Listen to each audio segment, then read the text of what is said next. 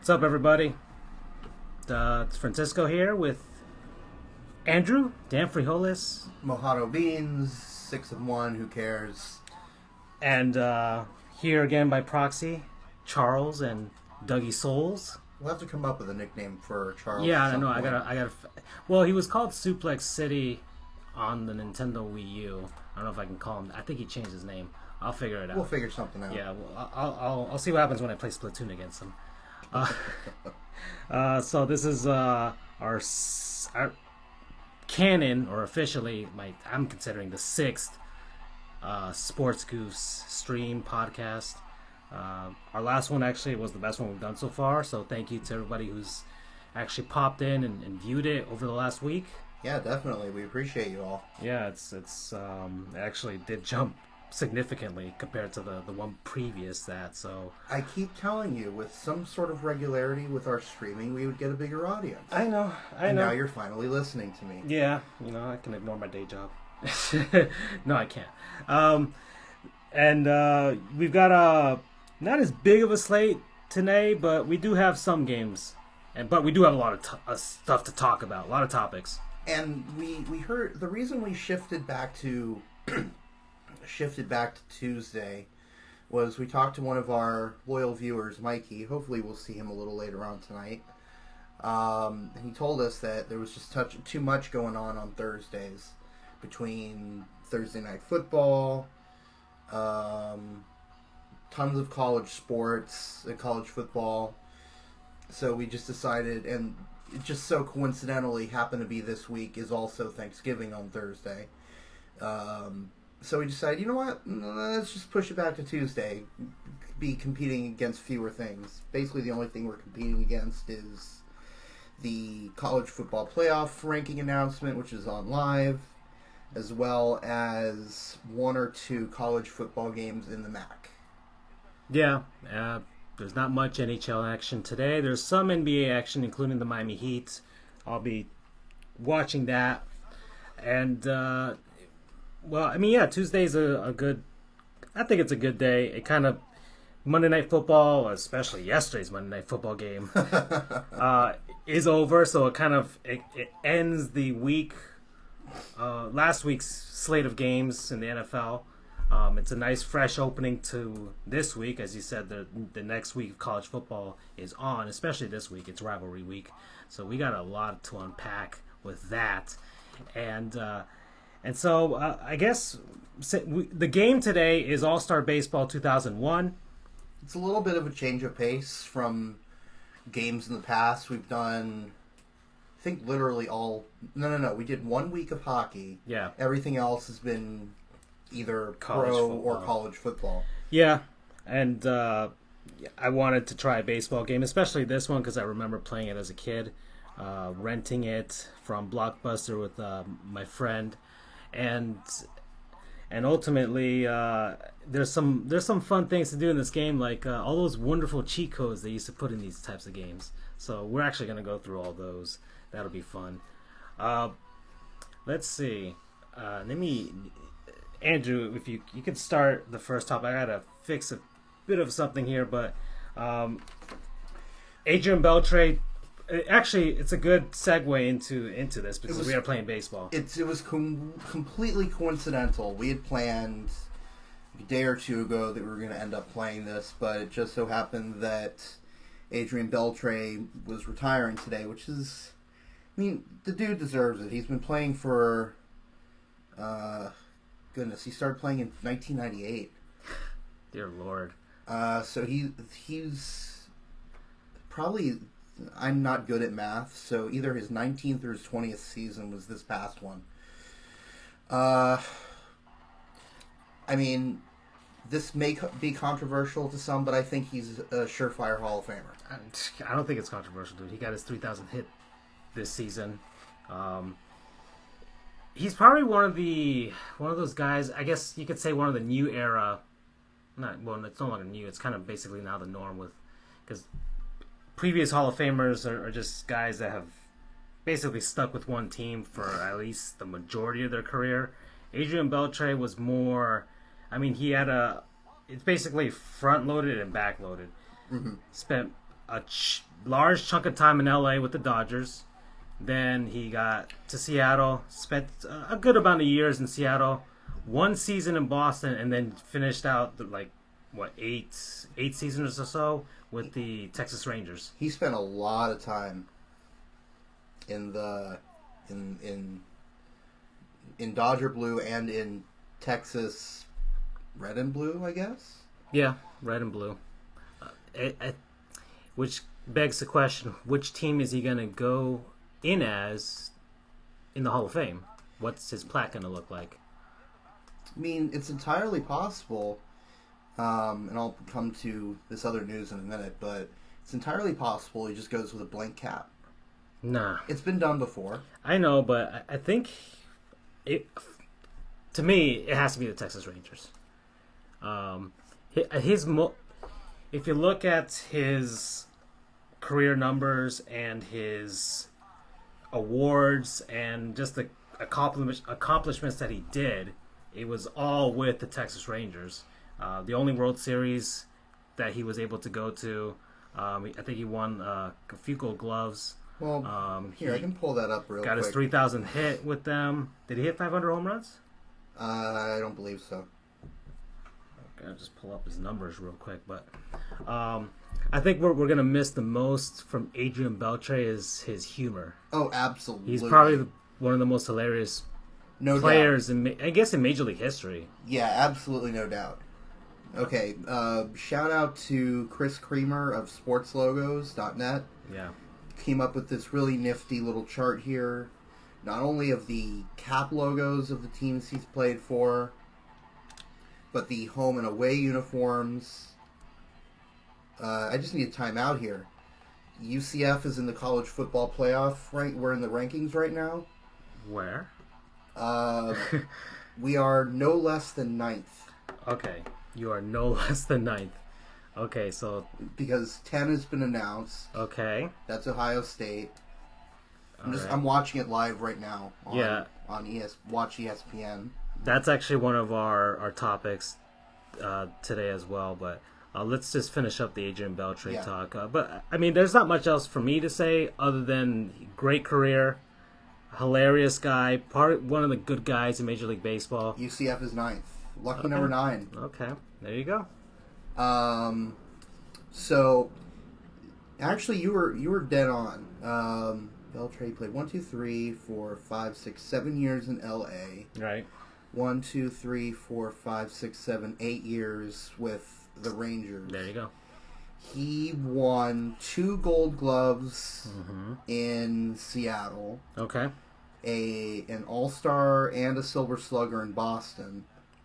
But then he had 3 All-Star appearances, 2 Silver Sluggers, and 3 Gold Gloves. Okay. While in Texas. So, that's definitely a good argument there.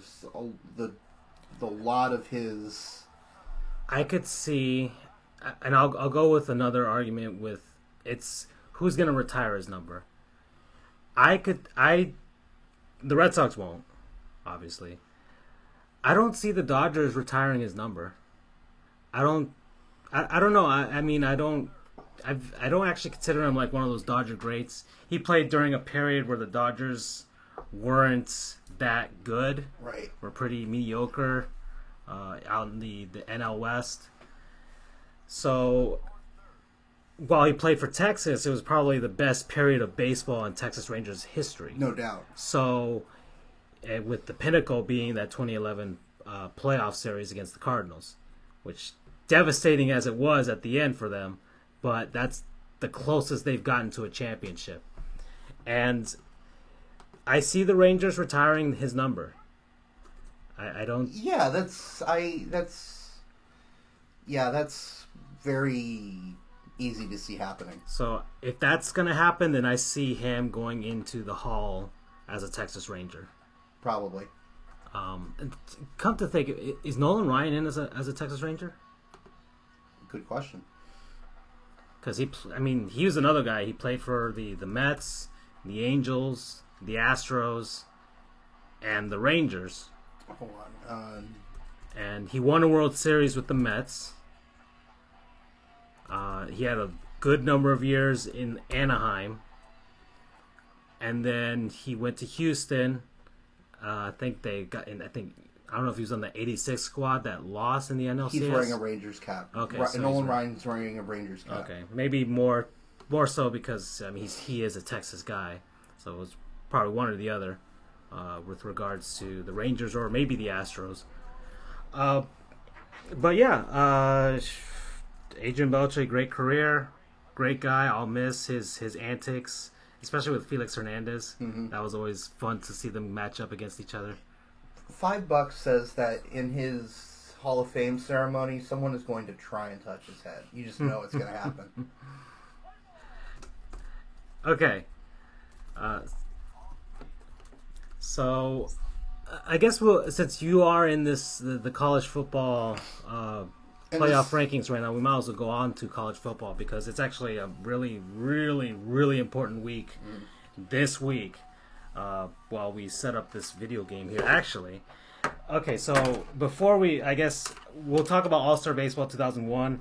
Now, I don't know if anybody, I guess whoever's listening, if you're old enough to remember these games on the PlayStation and the N64, these were the games that were they were trying to be simulations of the sports, but they just hadn't gotten there yet. So they had a little fun with it. Mm-hmm. Meaning, there's a lot of cheat codes in this game. So that's what I'm about to do. I'm about to look for some cheat codes in this game. So I'm looking this up right now. Alrighty, come on, give it to me. Alright, here we go. So All-Star Baseball 2001 cheats and.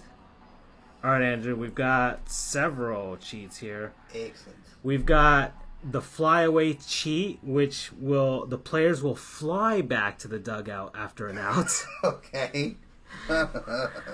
We've got the Tom Thumb, which means that all the players will be tiny. We've got hollow bats, which means we will be using aluminum bats. I actually want to use that one. Yeah. We've got big baseball. So that'll make the baseball really huge.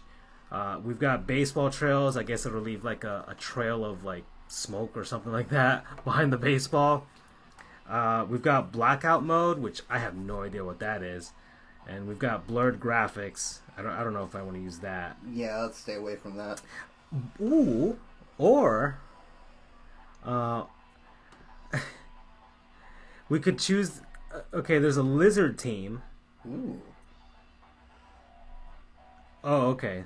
Actually, you have to do something in the game. So if we play a game in exhibition at Kauffman Stadium in Kansas City, during the game, if we hit one of the signs that says win a lizard, all the players on the field would become lizards.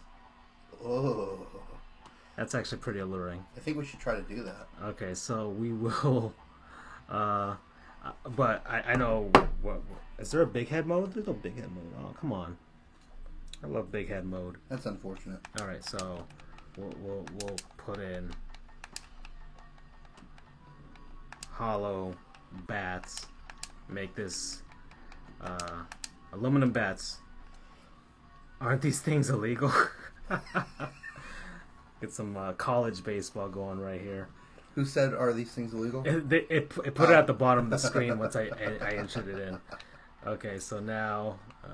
speaking of long-distance baseball, the game I was telling you about earlier, which is Triple Play 2001, they had... it wasn't even a cheat code, it was just part of the game. You could play baseball on the moon.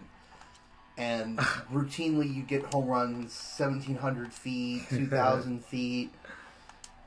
So basically, Coors Field. Pretty much, yeah. Before the humidor. Right.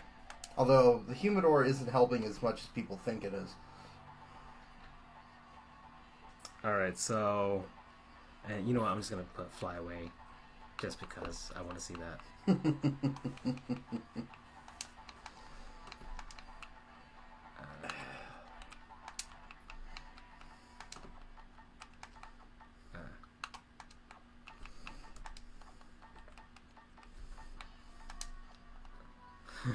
I want to fly away. Okay.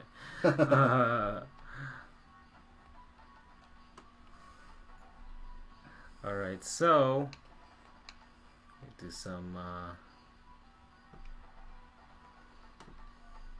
Put a 9-inning game. We'll put it in arcade mode. And I guess that's it.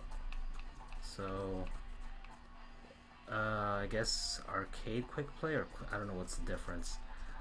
I'll just put arcade quick play. Home or away, I guess it doesn't matter. Or we could switch up, right? Well, you pick your team then. Alright, so rivalry week in college football. Florida State faces Florida. Wait, I can't pick my team. I saw you moving some stuff right now. Yeah, but... You moving left and right? Yeah, but I can't go to the other... Oh, there we go. Yeah, that's right. Who are you going to play as? I suppose I should play as the Dodgers, because Beltre. Okay. I'll play as... You know what? Because I do want to reminisce, I will play as the Marlins and reminisce about all these old players that we had. Okay, so that's... Alright, so move your controller. Oh, I guess we can change the... Whoops. Let's go back. We can change the... If we press up and down. Let's do rookie. Yeah, let's put rookie. Let's have some fun. This game is Rumble Pack enabled. Okay, that's fine. We don't have any. All right.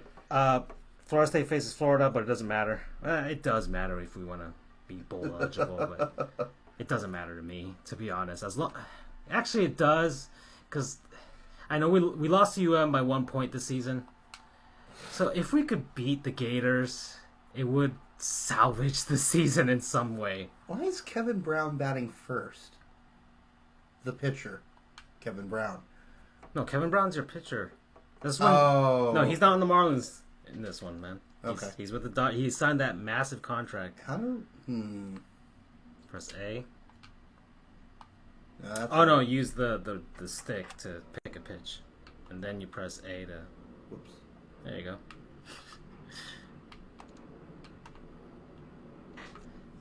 The baseball's massive. I put beach ball. Okay. Trying to figure out the controls here. Oh, okay. So I guess the stick is each base. Yep. And then the A button, I'm assuming after you pick your pitch, will throw the ball.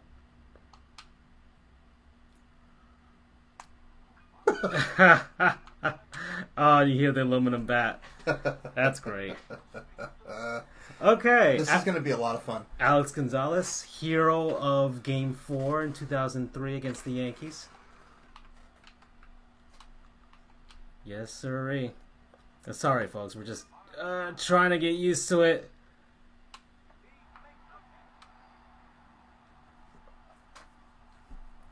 And then Cliff Floyd, 97.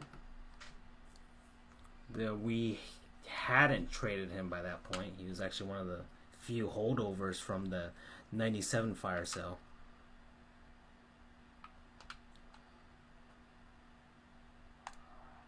Oof, nice. All right, Andrew, you guys face USF this weekend, right? Yes, sir. How do you feel about that game? Will the streak continue? Freddie Airmail has said, hey, what's up, Freddie? How are you? Welcome to the podcast. Hey, Freddie. We are talking about college football rivalry week. You were talking about your UCF Knights, not with the gold. Thank you. I'm not stealing. I don't even know how to steal in this game. I have to figure it out. I mean, I'm at this point, considering how far into the season we are, I'm nervous about every single game. And last year with USF was definitely a nail biter. And I know people say, well, they lost Quentin Flowers, their quarterback, and they're stinking it up this year, but rivalries just, they're a whole different monster. Ugh. Preston Wilson up right now. He won a World Series with the St. Louis Cardinals in 2006. Really? And he's the, I think, nephew of Mookie Wilson. Okay. Wait. The nephew of Mookie Wilson? Yeah. You know, Mookie Wilson is... Oh, no.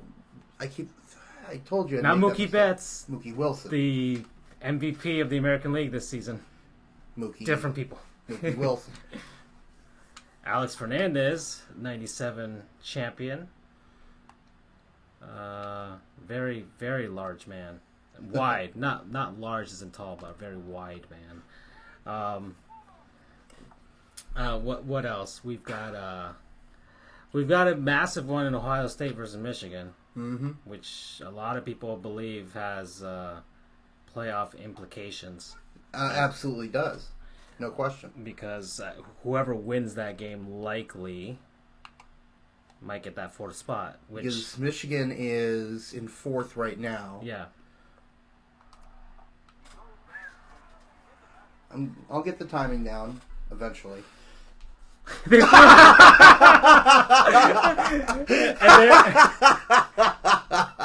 There's our hero, Adrian Beltre, coming up. I just noticed that. That was great.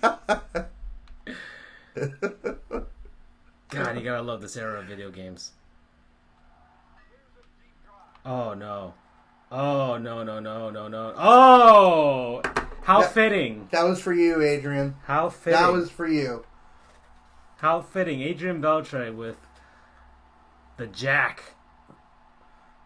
Let's see if he flies away here. Oh, no. Yeah. And Gary Sheffield, 97 champion.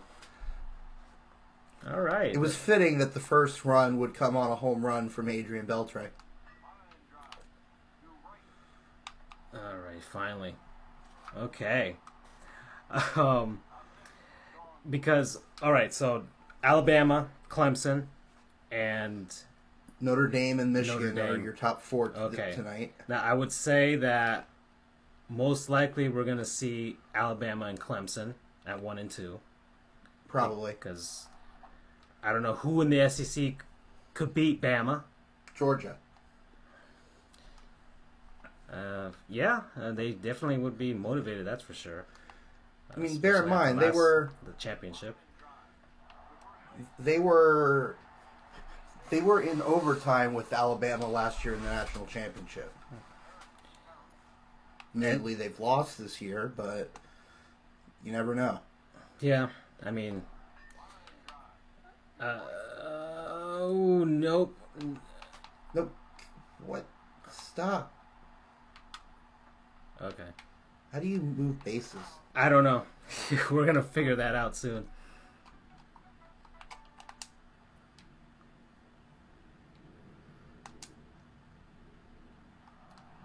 There we go. Clemson has a cakewalk in the ACC. It's just the way it is.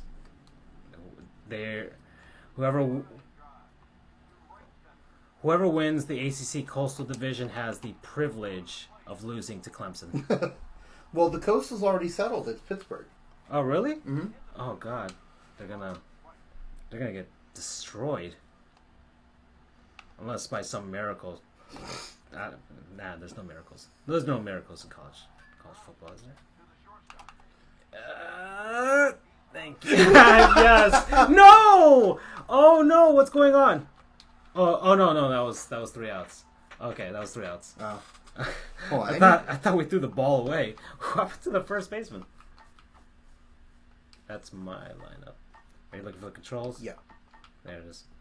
All right. So A, shift infield, shift outfield. There you go.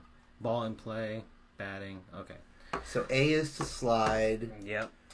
So down is to advance the runner. Left is to advance the returning runner on third. I'm too tired for this. So I'm just going to push down the whole time. Okay. Who's up? I didn't even look. Marcotte. Don't think he might have won a ring in '97, but like one of those like September call-ups that get a ring just to get one. Mm-hmm. Yeah. And he turned out to be a pretty good, like a mentor, veteran player towards the end of his career. Mike Lowell, 2003 champion, won in 2007, the World Series MVP in 2007 for the Red Sox. And that's grounded. You can get the double play. That is too funny. Derek Lee, 2003 as well. Had a pretty good season after that with the Cubs. And alrighty.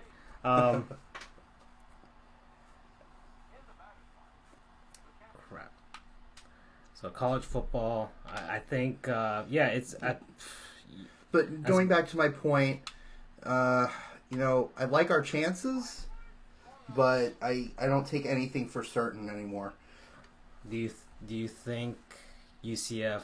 I mean, Charles made the point in our conversations during the week. I don't even know how I hit that ball. I mean, it's massive, so I know. I mean, it's hard to miss, but he made the point that he'd just love to see UCF. Like, they just put UCF at number 4 just to see what would happen. Which is basically, honestly, what you guys want, right? It's honestly all we want.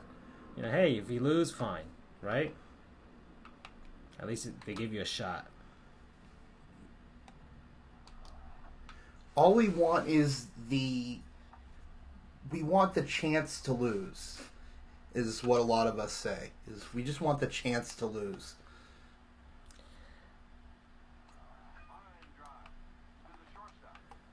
I think, there we go. I think if we get whipped, so be it. We are not the best team in the country, but we've gone undefeated for almost 2 full seasons now. At some point, that's got to earn you something, right? Exactly. That's what we've been trying to say. Because for, all intents and purposes, it's kind of I mean, I find it unfair. I mean, the reason they have the college football playoff is because people found the BCS so unfair beforehand. In some ways, this is actually even worse, because this is all human now. The BCS had computers. Right, which is why everybody ran up scores and, did certain things just to get the points, which at the very least, that was, in a sort of sense, more meritorious. Right. But honestly, the humans are acting like they're their own computers. The only difference is there's less objectivity. Yeah, I mean, you've got future Cleveland Browns head coach Condoleezza Rice on the did you hear that? Yeah, she's not on the committee anymore. Oh, okay. Well, she's been gone for a couple of years now. Well, she's gonna prepare for her job with the Cleveland Browns soon. But yeah, it's gone back to the days of old before the BCS, where it was just basically, it might even be worse, because before people would claim national championships, right? Exactly. There was like a consensus who won, but other teams have claimed that, like you guys claimed last season. Right. And the thing is, the other issue is, unlike any other sport in the NCAA, college football is the only one that doesn't have a unified NCAA recognized championship selector. Mm-hmm. You've got a dozen. Each of them are as valid as the others. That's true. And it's been that way since the very beginning. And as a result of that, you've got Alabama claiming a national title where they lost 3 games, and the only person that declared them national champions was some dude who happened to be an Alabama alumnus. So it's a stupid system, but we're taking advantage of it. UCF is, because Otherwise, there is no chance that we are ever going to become a national champion because the system is so rigged against us. Oh, what is that? Did I get it? There Yep, you go, got it. Egon. All right, that's the least likely person to hit a home run, really. What was that? Alex Gonzalez. Why do you say least likely? He hit a freaking game-winning home run. Yeah, but he's not a power hitter. He's just, he wasn't that great of a hitter in the first place. I mean, he's a fantastic defensive shortstop, that's for sure. Mm-hmm. That tandem with him and Luis Castillo, oh, that is the stuff dreams are made of. Seriously. So yeah. We keep complaining about it, but I wouldn't what would be? Do you have a proposal? Have you ever thought of what's the best way to fix this? Yeah, I think about it quite a lot actually. Perhaps too much, although too much is kind of average in college football. In the college football landscape, I would say, at minimum, an 8-team playoff. 8 teams. Okay. You do the 5 power conferences champions, the best group of 5 team, and then 2 at-larges. Okay. So it'd basically be the top 7. Like in this case, wow, that's going places.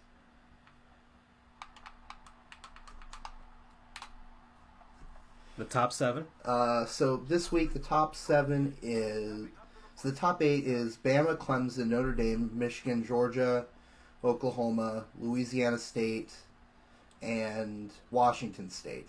Okay. I'll do the mathing later. It's tough to tell right now because, Alabama would be in, but Georgia wouldn't at this rate because even though they're in the top 8, Georgia didn't win their conference. I'm assuming that Alabama wins the conference. Okay. So that would be my favored system. Mm-hmm. And then just, it'll piss off a lot of people, but I need to figure out how to advance bases because you're going station to station right now. Exactly.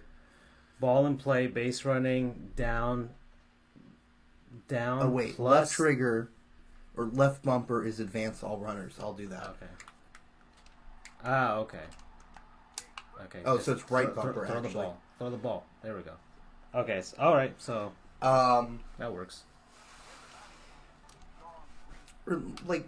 Here's how crazy of a system it is. Alabama lost their conference. They didn't even lose their conference. They didn't even make it to the championship game. They didn't even win their division, and they still made it to the playoffs. Right. They won. Yes, I get it. But in what other sport would someone that didn't, for example, let's say the NHL. NHL. The Florida Panthers had 96 points to finish the season, which is the highest without making the playoffs, the second time that's ever happened. Right. The Western Conference last place team had less than the Florida Panthers did, and the Panthers missed the playoffs. So let's say the NHL did this, where it's we believe that, who was it, the Colorado Avalanche or somebody like that, shouldn't be in the playoffs, or we'll put the Panthers in because they're in a better conference, whatever. Right. But then, let's say, okay, that happens. That the Panthers are left out because of a worse team that happens to be in the other conference. Right. That didn't even win their division. Mm-hmm. Then the rankings go, and at the end of the day, it's the team that's holding the Stanley Cup is the Washington Capitals. Right. Who deserve to go, obviously. Right. But then some weird computer comes in and says, hey, you know what? The Golden Knights were a better team. Mm-hmm. They had a much more... So I don't care that they lost in the Stanley Cup. They are metrically the better team. Right. So they get the right to claim a championship. I know that we did that. Right. But we're we're playing in the system. Don't hate the player, hate the game. Basically, you're using which the system that created all these biases in the first place. Exactly. Really. The Power 5 conference, all that sort of bias. So if you're not winning your conference, you shouldn't be in this. Period. End of story. I believe that too. I mean, I think yes, it's going to be tough to kind of sort this all out with regards to. I mean, I think obviously money would be the answer. Money would be the answer. Like, hey, let's add another round to the playoff. Add some more bowl games. Hey, have your cities, petition to become part of this. Right. But it's trying to get rid of that bias to the point where, yes, we're not going to have a 68-team tournament like in the NCAA, which is it's beautiful, but it's unsustainable in football. Right. But 8 teams sounds like a good enough system. It's not too big. It's less than the NFL's system. Right. And heck, you could even copy the NFL system and have number 1 and 2, you guys have a bye week or something. I don't know. You might be able to do that, but who knows? Like that would work for a 6-team system, right? Because you would do number 1, number 2. Okay, you guys, the AP poll, all that stuff says that you guys are 1 and 2. Fine, you guys, you get a rest. You get your rest, okay? It would quell the people with their inherent bias. Oh, Bama is some SEC school or whatever, and let's say Bama and Clemson, they get their little rest. But okay, you have the other 6 teams. Let's say Ohio State wins, and they're number 4. Let's say Notre Dame. Okay, and you'll have a home game versus those two teams. Those 2 teams will have a home game against Washington State and let's say UCF. Let's throw UCF in there. Okay, at the very least, UCF has a shot to go to round 2 and face Clemson and Bama. Right. And see what you guys got. That's all we're asking for. We're not asking for a gold-plated toilet here. Yeah. Okay, Freddie just put a... Yeah, we'll take a break on the college football discussion. But he just put a remark that the Marlins should go back to this old color scheme. Believe me, Freddie. Believe me. This is coming from the guy who had a teal room when he was a kid with Marlins bed sheets. I wanted the Marlins to go back to their old color scheme. I don't mind that we talked about it last week. You can check out the episode. I'll probably put a link, probably a card at this point when we're done with this on YouTube. But I like the color scheme. I don't mind it. It's the way they're using it is kind of unique. Although I wish there was a little more white to make things pop a little more. But we're actually going to look at a lot of old baseball uniforms. It's going to be a lot of fun this game. That's for sure. Because we didn't really look at the old NFL uniforms. I don't know if you noticed, but I tweeted something to Chris Creamer and Phil Hecken. I didn't see that. In NFL Blitz 2000 that we were playing last week, you were the Jaguars. Correct. With their retro uniforms. Well, then retro. Dolphins were also in the retro. But which I still think they really need to go back to. Okay, that's how you pick off. Yep.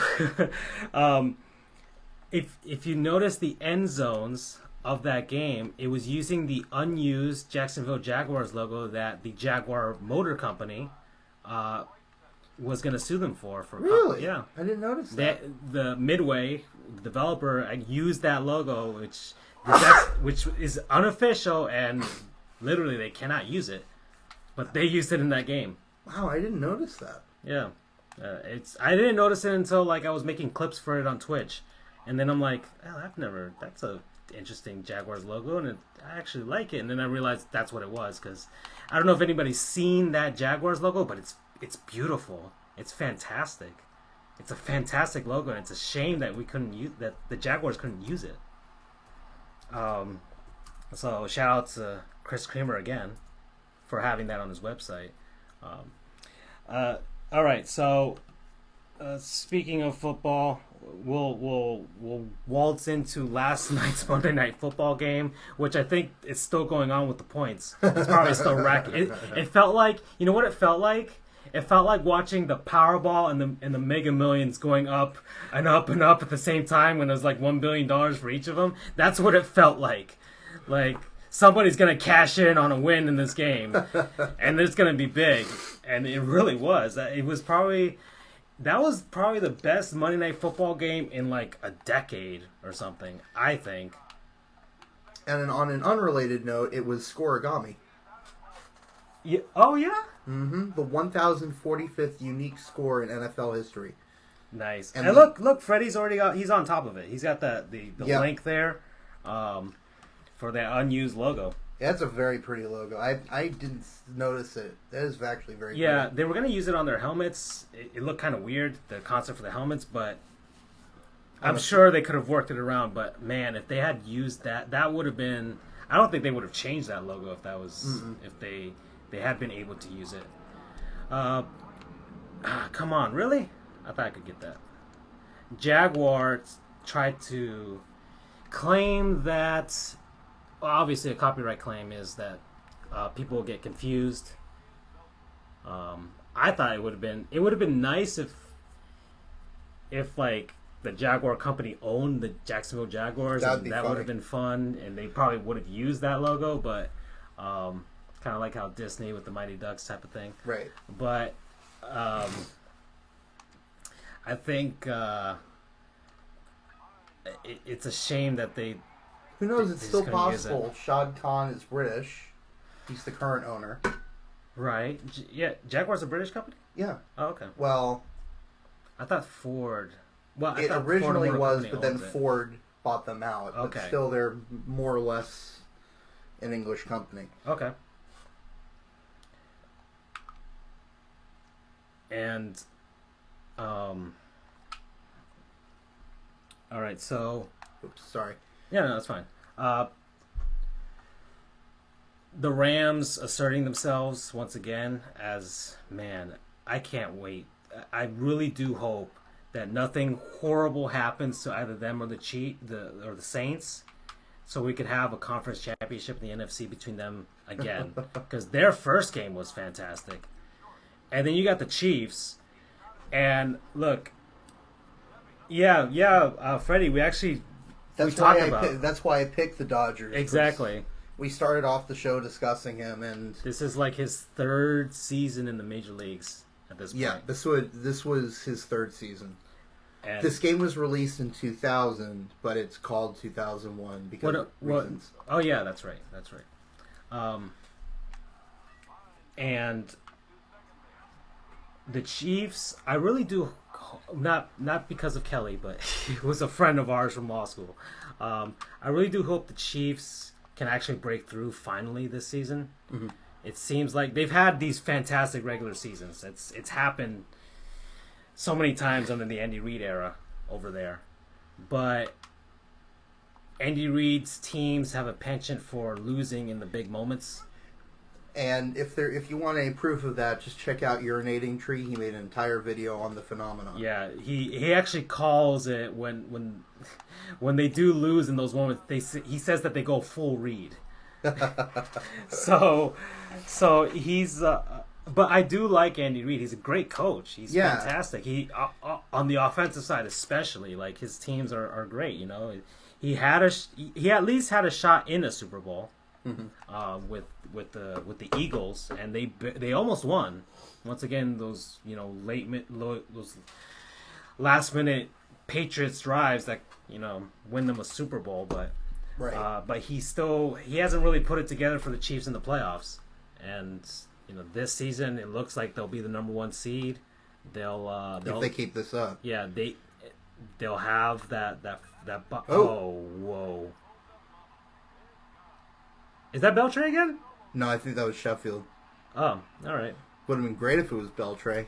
Give him, that's who was actually on the. Well, what season is he in? Is he on the Hall of Fame ballot this year? The Hall of Fame ballot, the last season for Edgar Martinez.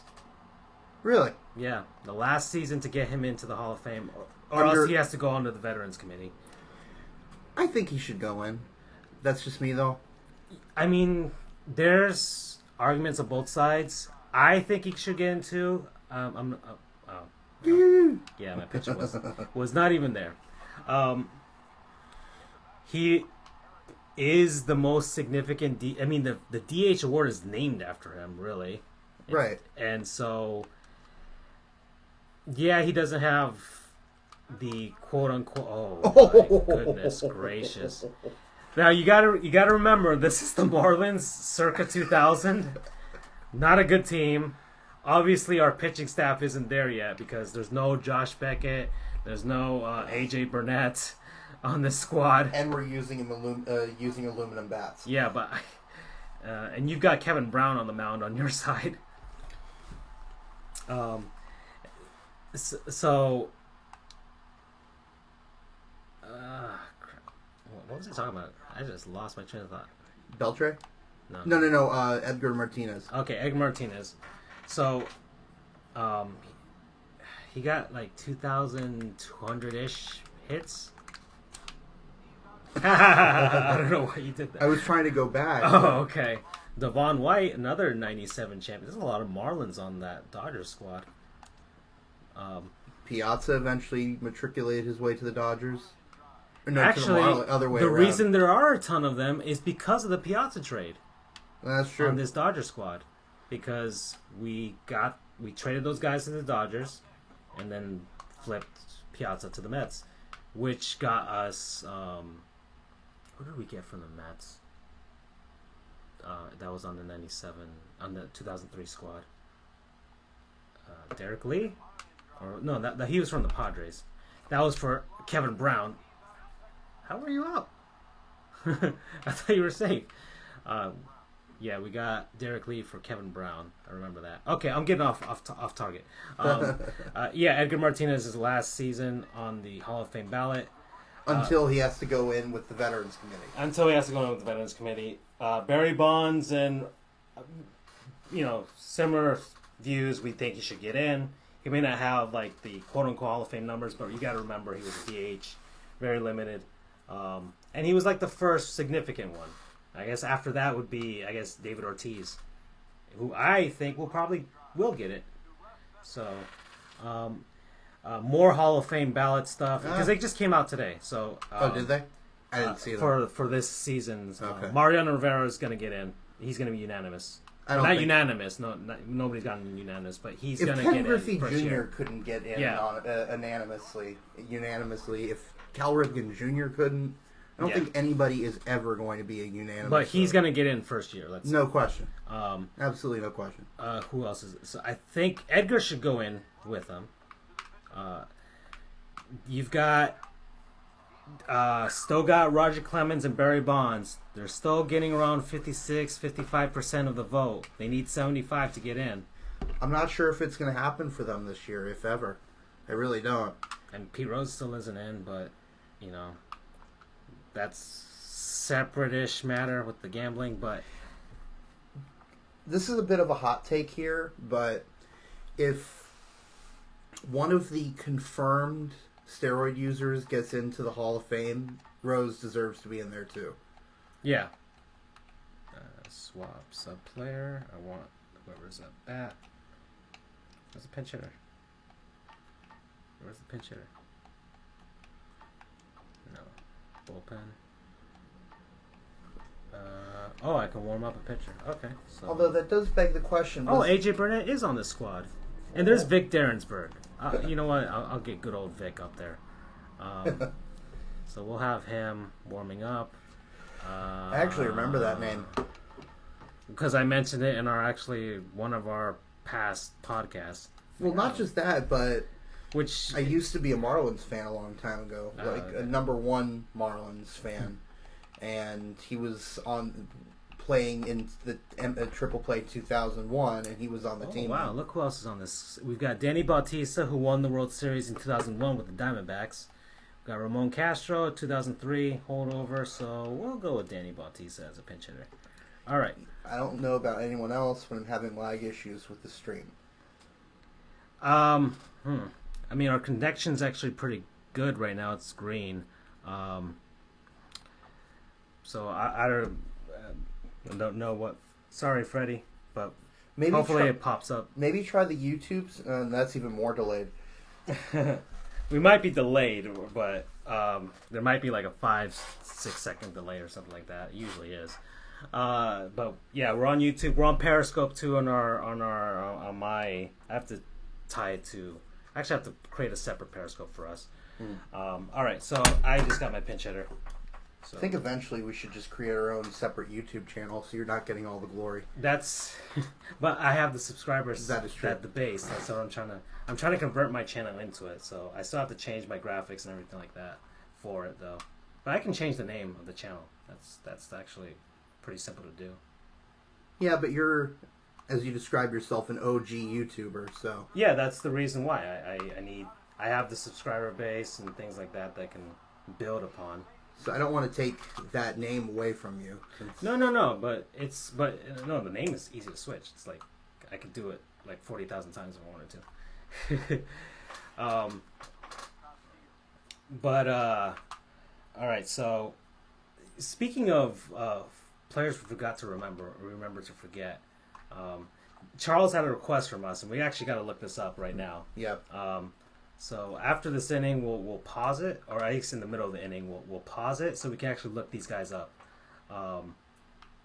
Because it's another part of a segment that we want to do. It's called, I don't know, there's two names for it, really. Players we remember to forget, or players we forget to remember. It's a segment that we're going to look at just those guys on the team that you just don't remember anymore. Right. Dave Berg. I remember Dave Berg because, he was on the Marlins and we were terrible. There's no pitcher on the mound. Oh, whoops. Sorry. Yeah, I had a guy warming up. So now you can look it up, actually. He wanted us to look up Trey Mason, Tremason, which is a football player in the NFL that Charles went to high school with. Really? Yeah. Hey, a Flimicon! Damn, so much emotion in those animated faces. This is why I love these old school games. Like, it's just, like, it's so very, very primitive of that era. But there's so much nostalgia to it because you had to use so much of your imagination. It's like, yeah, that definitely looks like Mark McGuire. That big hulking block of chest and whatever, that's Mark McGuire, right? His hair is reddish. But there's a lot of fun. But there's a lot of fun in these games. These codes, they don't do these anymore. How much would be awesome if 2K doesn't even make the MLB series anymore. Well, let's say MLB the show on PlayStation. If they had, did they have Big Head mode? No.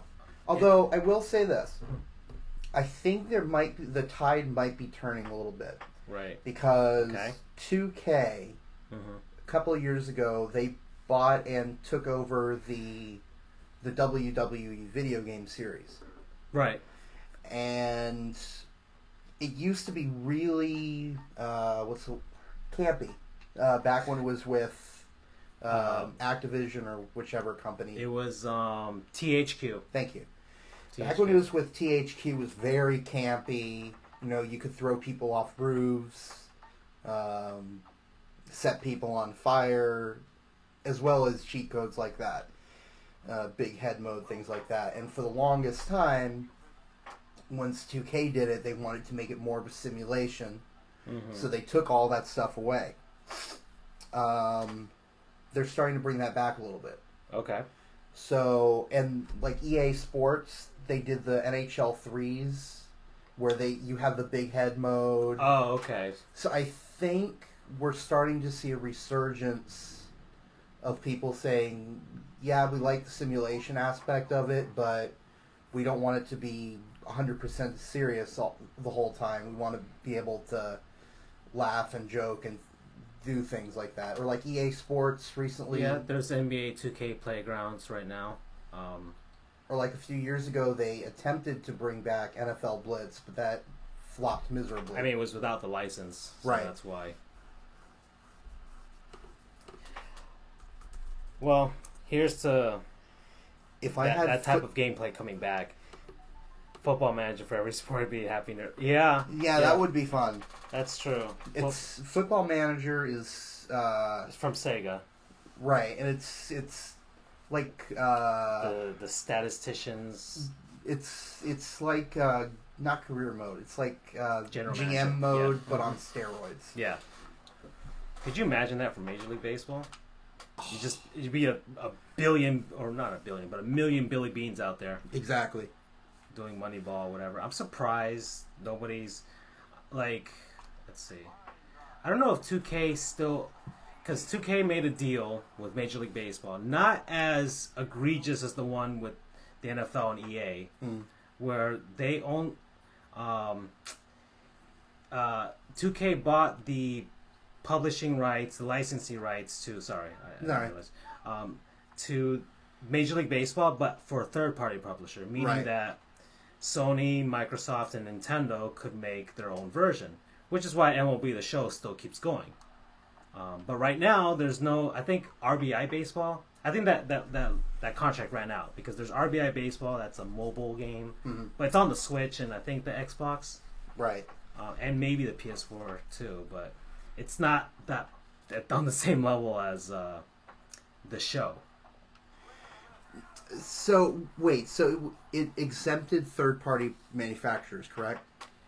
Yeah, basically 2K could only make Major League Baseball games, meaning EA, Activision, any of those companies couldn't make a Major League Baseball game, which is why, I don't know if you noticed, but there were a lot of, like, especially on the Wii, there were a lot of, like, these, like, not backyard baseball, but type-esque baseball games where it was just like kiddie stuff. They were trying to do different things with the license because they were trying to justify having it exclusively because the quality of the MLB games dipped like pretty much every year after that, whilst Sony with their version, MLB The Show, kept going, and now it's basically the end-all be-all for Major League Baseball games right now. Right. Which sucks for anybody who owns an Xbox or a Switch right now. Right. I think RBI Baseball is a suitable game, but not on that same level as The Show. Right. I mean, I wish I could have something like that. And Nintendo doesn't own the Mariners anymore, at least not completely, like they or majority. So they don't really have any stake in making a baseball game right now. Yeah, I used to play MLB Baseball 03, says Freddie, and Mark Grudzalaniek sounds very familiar, which is part of the... Grudzalaniek. Grudzalaniek sounds very familiar. Yeah, he does. Which is part of the reason why... did you find Trey Mason? Yeah. Okay, so let's hear it. For good old Charles. Trey Mason. Former classmate. Went to Lake Worth, Park Vista High School in Lake Worth, Florida. Played college ball for Auburn. Was drafted in the third round of the 2014 NFL draft. What's his position? Running back. Okay. He played for the St. Louis/Los Angeles Rams from 2014 to 2016. Took a year off, I guess. He was released in 2017. And then in 2018, in May of this year, he was picked up by the Saskatchewan Roughriders of the CFL. Okay, so he's with... Okay. The Roughriders. Just like 40 Roughriders in the CFL for some reason. Okay. Who's next? Another player he requested, Ryan Lindley. So Ryan Lindley, L-I-N-D. Okay, you got it. He is the running backs coach for the Cleveland Browns. Oh, God. I don't know how long he's going to have his job, but, I mean, the Browns, usually there's nowhere to go but up. But that's interesting, though, because he was a quarterback in college and in the NFL. And now he's the running backs coach. I don't know. I mean, it's like how a catcher is really good at being a pitching coach, I guess. Maybe just being there. I mean, he's got pocket presence. Maybe he can see, like, and you can tell, like, okay, there are the holes, all that stuff. I can see that. Because if he was a former quarterback, then he has to have key knowledge of the field while I was down there, so I could see how And actually, this is fairly recent. how that could translate to a running back coach. Yeah, and this is actually fairly recent, though, because from 2017 through October 1st of this year, he was a graduate assistant at his alma mater, San Diego State. But then catching on. Yeah. But then starting on that's because Tony Gwynn went there. So. Oh, true. But then starting on October 31st, he became the running backs coach for the Browns. Oh, okay. So that's where Ryan Lindley is now. Anyone else? You hear that, Charles? No, those are the two that he requested this week. There's no other play. I mean, we're seeing a bunch of players we forgot to remember on this baseball game. So, well, just for the heck of it, since Freddie mentioned it, I'll bring up Mark Grudzalaniek. Yeah, why not? Former Dodger. He's the manager of the Charlotte Knights, which is the AAA affiliate of the Chicago White Sox. Ah. At least he's not a salesman, which is what we've come to find out a lot of former college football players are doing right now. If they're not in football, they're probably selling you insurance. Right. Or a car. Guess where he went to high school? In Florida? Is it in Florida? No. Okay. I don't know. El Paso. Oh, okay. Good old El Paso. We kind of have a running gag with El Paso for some reason. It's a really good city. I think, you know what? Gosh darn it. Here's a word from our non-sponsors. I'm gonna have two this week. Okay. One, El Paso, Texas. The tourism board of El Paso. I don't know, whoever they are. You guys are doing a great job. El Paso's a really fine city. Your airport is fantastic, by the way. It's a really nice airport. Okay? They have a replica of the Sun Bowl trophy there. It's really nice. Florida State won the Sun Bowl once. I saw it there on the side of the trophy. El Paso, Texas. The climate was fantastic, by the way, when I went there. Although bear in mind that you went there in September or October, but now it's getting really cold. Yeah, okay, but still, it was fantastic climate. I loved it, especially coming from South Florida. You know, there's no humidity. It didn't feel like a desert like I was in Arizona. The mountains are pretty beautiful. It's next to I think an Army or an Air Force base, so there's just a bunch of these fighter jets flying around. So that's pretty cool to watch. And they got the architecture and all that stuff. El Paso's a really nice city. They got some good tacos too. And they have the El Paso Chihuahuas baseball team. Unfortunately, the minor league season was over by the time I got there, so I couldn't go, see a Chihuahuas game. Mm-hmm. But yeah, El Paso. That's one of my sponsors because it just popped into my head. But all right, Andrew, you got a sponsor or a non-sponsor? Well, you go next. By the way, it's 59 degrees there right now. It's actually not as bad as I thought. Okay. So, all right. So, let's see. Are you looking something up right now? No. Okay. My second sponsor is actually Hot Wheels. All right. So the reason I'm saying Hot Wheels, okay. Now I've got a young nephew. He's 3 years old now, okay, and he is super into cars, okay? He loves cars. He loves the movie cars. He's just into anything that has four wheels. He's trucks, or anything that has wheels, really. Trucks, planes, any sort of vehicle or thing that moves. He loves it. So it was his birthday recently, and I'm like, okay, I need to get him a present that will last him. So I'm like, okay, Hot Wheels. Okay, he's got all these tiny little Hot Wheels cars. He's got to use them in some way, right? Mm-hmm. He's got probably 100 of them now. Okay, I bought a few of them. I bought him the Batman pack that comes with the Batmobile and the Joker's car and all that stuff. That was actually pretty cool. Actually, that was more for me than him. I find myself buying more stuff for him, but at the same time, stuff for me. It just makes me happy as a man child. But I'm like, okay, he's got to use these cars in some way. I'm gonna buy him a bunch of Hot Wheels tracks. Okay, I bought him one that launches. That has a little rubber band thing, but it launches your car. It's like a little race thing. They've got like 40,000 of these things. Oh, double play! Yes! My jaw just drops. And so I just bought them a pack of a 15 feet pack worth of track. Okay, but it all connects so beautifully though. Like they have these little blue things, and it connects to everything. Every single Hot Wheels thing that you've got, probably since we were kids, he can use them. Okay, so I could go on eBay and find some retro stuff if I wanted to. Like they've figured this out.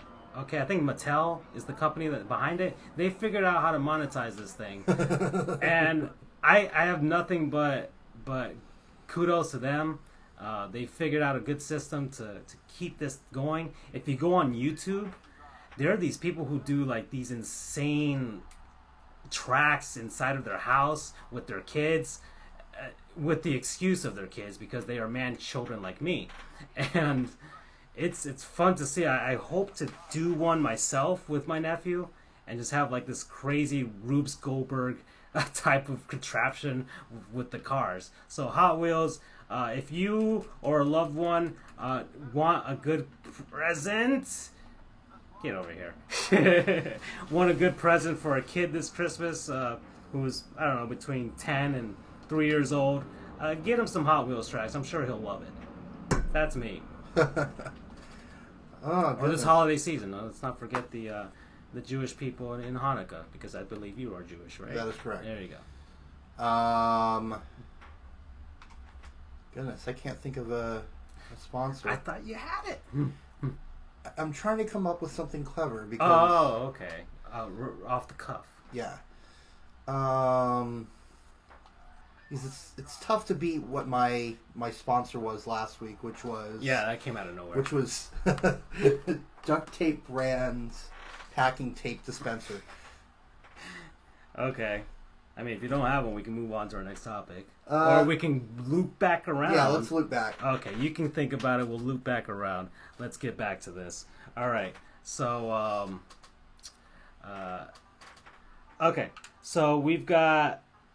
well, actually, we'll loop into the Dolphins are terrible segment. It's our weekly segment signifying how much the Dolphins suck and how much I suffer as a Dolphins fan, as well as Dougie Souls. This week, the Miami Dolphins looks like Ryan Tannehill is... I can't get that. 82 miles. Give me a change up, right? Slider. Slider, okay. Ryan Tannehill looks like he's coming back.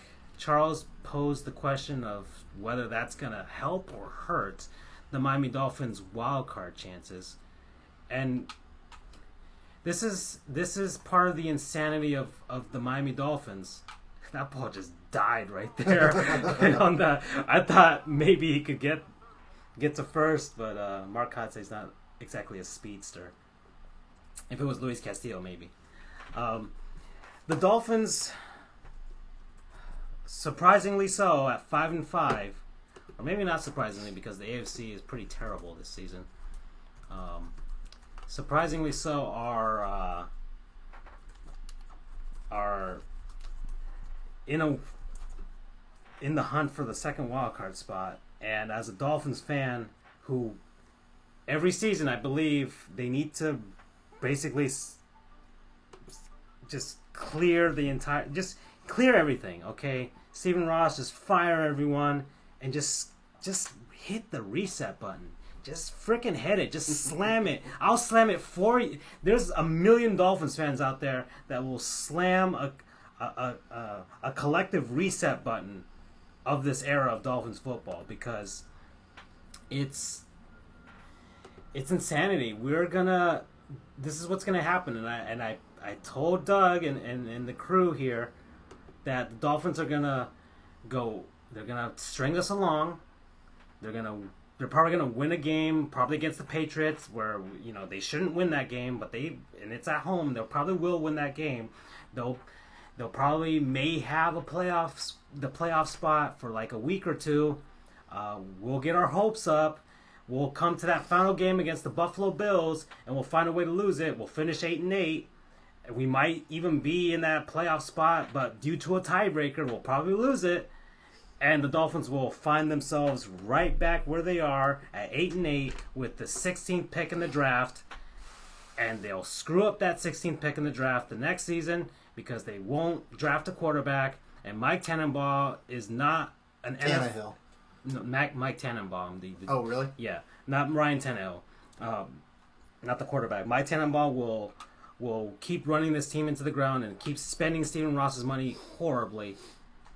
Adam Gase will not have anything to work with if we can even see if he's a good coach or not. And Ryan Tannehill is a failed experiment. They gambled on him with the whole athleticism thing. Oh, we could teach him to be a quarterback. Hasn't worked. It's been 7 years now. It's over. Has it really been that long? Yes, it has been that long. Like, you are not a Dolphins fan. So, and I could hear the surprise in your voice. Like, it's really been that long. Like, it's just, it's ridiculous. It really is. Like, I try not to get emotional too much about the Dolphins, but Adam Beasley posted the record, that the standings, NFL standings, and it's like, oh, what did I do? Oh, okay, never mind. I thought I did something clever. Posted the standings like, the Dolphins still have a shot, and it's like, no, please don't do this again. Just tank already. Just fire everyone. Do a tank right, and just start over clean. Get yourself a quarterback, and just go from there. Okay? Like, I'm not saying like that I want to be the Cleveland Browns, but be the Los Angeles Rams. The Rams were pretty terrible. That was mainly because they had Jeff Fisher. But once they got rid of them, things started to happen. They drafted a quarterback. They supposedly do have a defense. They have big names on the defense at least. And it's working for them. So, and it didn't take that long. In the NFL, you can rebuild a team pretty quickly. Okay? It doesn't usually take as too long, like in Major League Baseball or the NBA or even the NHL. Mm-hmm. So please, Dolphins, you guys are terrible. You guys even on a bye week, you guys suck. That's it. Let's move on. This is actually a perfect time for me to list my non-sponsor of the week. Oh, okay. So let's go back to this. My non-sponsor of the week is Bermuda grass. Oh, I love Bermuda grass. Bermuda grass, holding up the hopes and dreams and ultimate woes of Miami Hurricane and Miami Dolphins fans for the past year, since it was initially replaced by Paspalum grass. They now came back to Bermuda grass. Okay. Because Paspalum was not doing them any favors. I don't understand why they changed it in the first place. I don't know. The past turf was actually pretty good. And the reason I know this is because as a Marlins fan, the Dolphins and the Marlins shared the same field for a long time. And being a super fan, I knew what grass the Marlins played on. It was a fast-playing grass because being a football stadium, they cut it short. So the Marlins usually play that sort of style, especially with they had some speedsters like Juan Pierre and Luis Castillo on their team. And their defense was elite in the infield to deal with that fast-playing grass. Right. Mike Lowell, Derek Lee, Luis Castillo, and Alex Gonzalez, those are like gold gloves all the way, all around. So, you know what, Andrew? That's a good one. That's a really good one. Well, how many other fields out there, how many other stadiums use Bermuda grass? Probably quite a few. I can probably go ahead and check that. Yeah. Let's finish this game and then I'll go ahead and check. We're in the 8th inning right now. Make a note of that. Andrew, check which stadiums use. Hey, Siri. No, Siri. I'm joking. Which stadiums use Bermuda grass? Okay. Let's get back to this already. We're not getting any love from Freddie or Flimicon. I mean, I accidentally I have to. No, I'm watching on my screen too. Okay. No, but their message is still here. But Oh! Cliff Floyd. Must be the power of the Bermuda grass. Nice. Well, they're in LA. But... 482 feet. Nice job. But the power of the Bermuda grass goes with them wherever they go. Yeah, with those beautiful teal uniforms. Cliff Floyd. Floyd! There you go. Pretty good on the Mets. Pretty darn good on the Mets. I'm curious if Bobby Bonilla was in this game. He's probably on the Mets in this one, man. He probably is. This circa 2000? Yeah. He's in this game. He's got to be. We'll check the Mets roster when we come up was that guy swimming through the air? I can't believe he just noticed that. Okay, so Freddie, being a Nintendo 64 / PlayStation / Sega Saturn, I'll throw my Saturn peeps out there, era game, we put in cheat codes. We've got aluminum bats, beach ball baseballs, and the players float through the air. Fly, float. Swim, worm their way across the air. Only when they're out and they're leaving the field. Yes. It's beautiful. There you go. There you go. Like it makes much more sense now. I guess it does. Because now there's a reason for them flying through the air. It's beautiful. Was wondering about your huge balls. All right, so, yeah, I can't.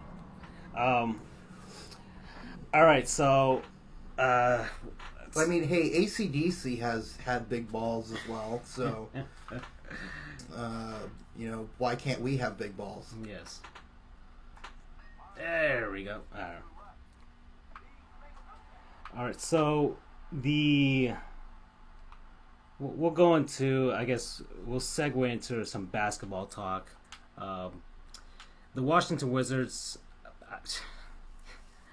man, that franchise, they just can't get it together.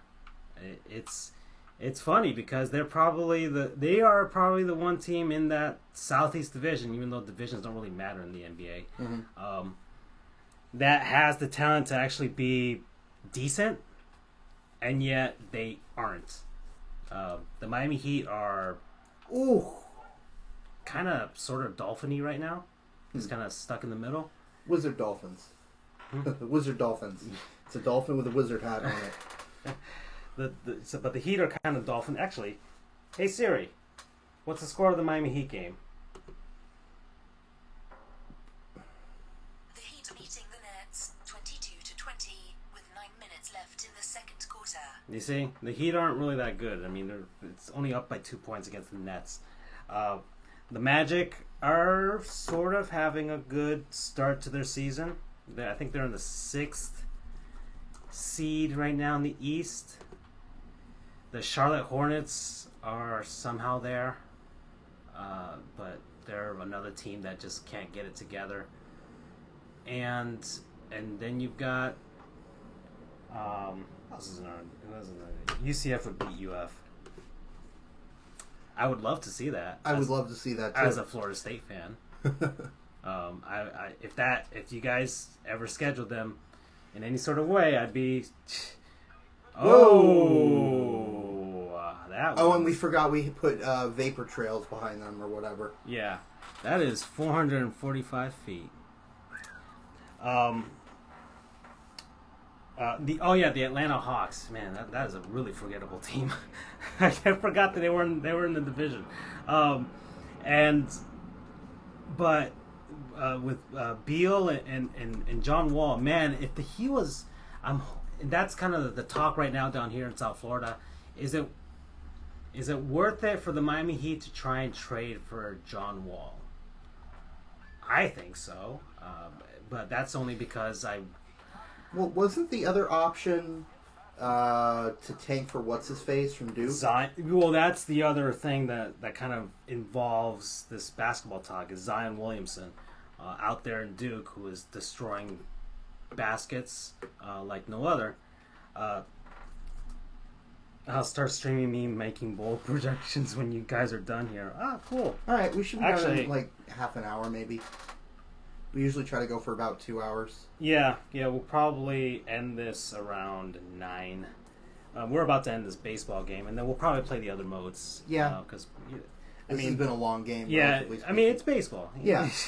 And we've been kind of going off on tangents and looking stuff up. But baseball kind of is conducive to this. Yeah. You can actually stop, look for stuff. That's one of the reasons I love watching base. I can't watch baseball games on TV unless it's the postseason or it's some important game. Right. But I love baseball as a sport. It's one of my favorite sports, and I love going to games in person. Which, it's probably the pastime aspect of the national pastime that gets you. It's, hey, I sit down and for 3 hours, especially if you go to the ballpark, and what Jeter wants to do at this park, which That's really cool.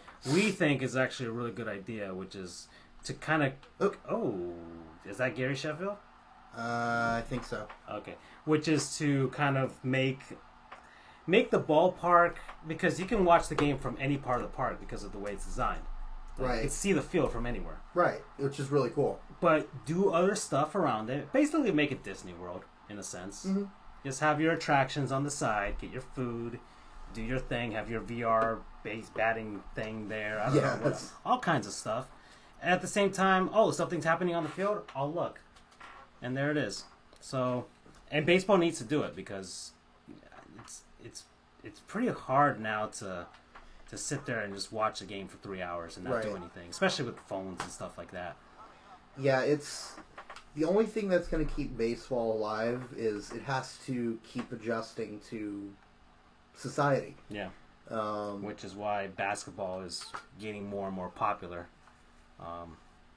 Because of the pace of the game. It's actually getting ridiculous in the NBA. No matter how much baseball changes its pace of play, sorts of things, it's never going to be as fast as the other sports. Right. It's not in its DNA. But getting back to the basketball talk, I think the Heat should try and make a play for John Wall if they can. The issue is what... I gotcha. Wow, he's slow. The issue is what will it take to get him from Washington, unless he is so disgruntled that but I don't know if he has a no trade clause or whatever. If he did, that'd be awesome, and that means the Heat could be on the list or something like that. But the Heat need something. They either have to get rid of the players that they have or just kind of stick with it until the contracts run out.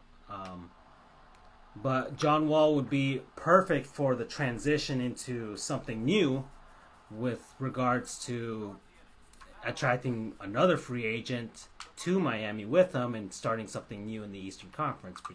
Because as long as LeBron is out of the Eastern Conference, it's up for grabs. Mm-hmm. It is up for grabs. Right now you got Toronto and Milwaukee at the top. I don't know if it's sustainable for Milwaukee, if they're actually for real. They do have a superstar in Giannis. And I'm not even going to try and say his last name right now. I should practice it more. Antetokounmpo. I think that's what it is. There you go. The Boston Celtics have are not playing as well as they should be. But it's probably because everybody's trying to get used to the trend in the NBA right now, which is score like there's no tomorrow. Okay? Right. Screw defense at this point. Because I'm seeing scores where, if I told you, the score for a basketball game right now, actually, let me look it up right now. Okay, a game that's going on right now. Okay, let me pause this real quick. Okay, just how ridiculous the stuff is right now. I've said right now like 40,000 times, but the score is 79-64. At what point in the game do you believe it is right now? 79-64. Kind of getting up there, What was the score again? 79-64. Random NBA game right now. How deep into the game do you think it is?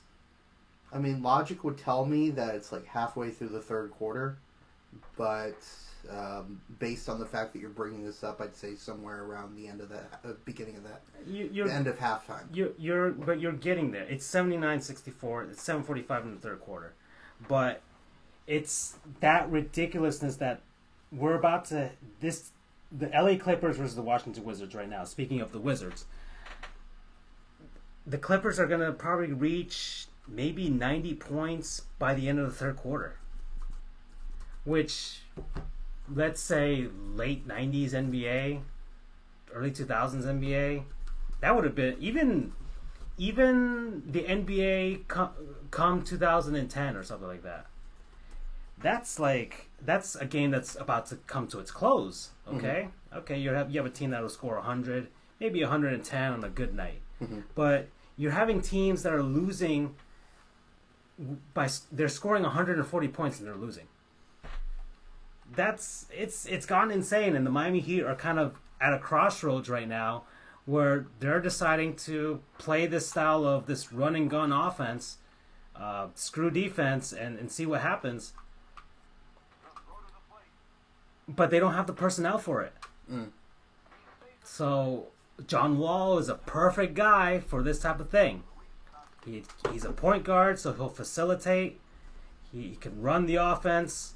The Heat can let some of their terrible contracts run out and get guys that can play this style, because the style that the Heat used to play isn't going to work now. They just teams are blowing past them, and they need to keep up with the Joneses. And strike. Which is why maybe it might be prudent to not do so well this season if you can't get John Wall. Get the Zion Williamson guy. People are going crazy for him. People are saying he's the highest hype prospect since LeBron. Why did he throw the third? That's a lot of pressure, and it would suck if he didn't live up to that hype. Yeah. But judging by the same people who predicted LeBron, it's entirely possible he could be maybe not as good, but a pretty darn good player, at least to the start of at least being a starting point to a great a new rebuild. The Heat don't rebuild usually. I think they've only done it there we go. Maybe once, probably that season that allowed them to get the pick for Dwayne Wade, and even then that wasn't like a surefire thing. He had a high draft pick, but it wasn't people weren't predicting him to be LeBron. LeBron was drafted in the same class, but things turned out well for everyone.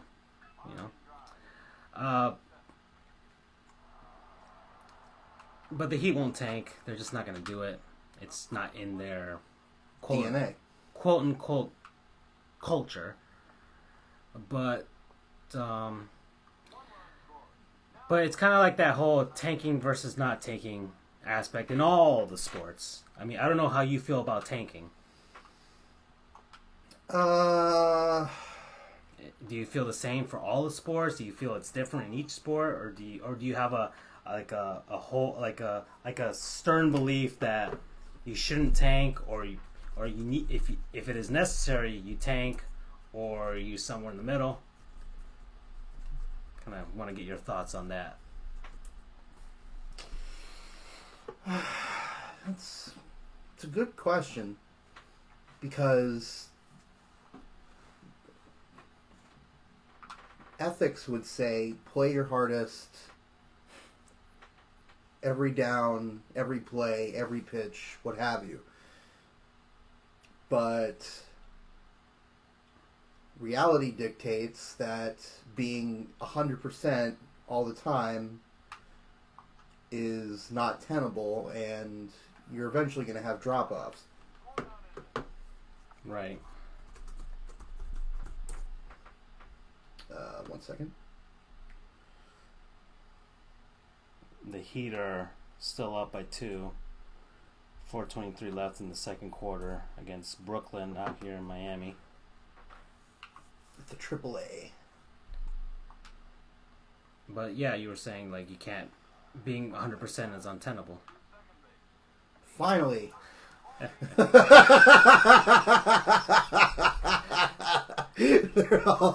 is beautiful, isn't it?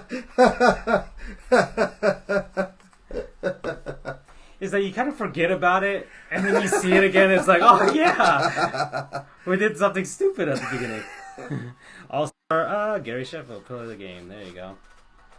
Yeah, maybe we could show that to the baseball writers of America. Hey, look at his numbers from this game, this N64 game in 2000. Get him into the Hall of Fame. Exactly. Be the only Marlins representative in the Hall of Fame. Because he said that if he did get in, he'd go in as a Marlin. Right. Oh, did he? Yeah. He actually said that. But Cliff Floyd. Freddie. Oh, boy. Whatever happened? What about your love for Mark Grudzalaniek? All right, so I guess we could play a little home run derby. All right, we can do that. But so you think you're not really sure about Jose Canseco, Mark McGwire, Ken Griffey. Why is Derek Jeter in a home run derby? He's the cover athlete. But there's not with those three guys. Okay, so I guess you're gonna pick some guys there. Fernando Tatis. I remember that. Didn't he hit like 4 home runs in the game, including like a grand slam or something? He hit 2 grand slams in 1 inning. There we go. That's what he did. That was significant. He used to play for my Grudsy. Yeah. He used to play for my hometown minor league team, the Tulsa Drillers. I remember watching him play a couple of times. I'm actually I'm annoyingly so, and probably am a proponent of the tank. Like I throw tank gifs or gifs, whatever you want to call them, like crazy when I have the slightest inkling that my team is just not gonna have it this season. Mm-hmm. The Marlins.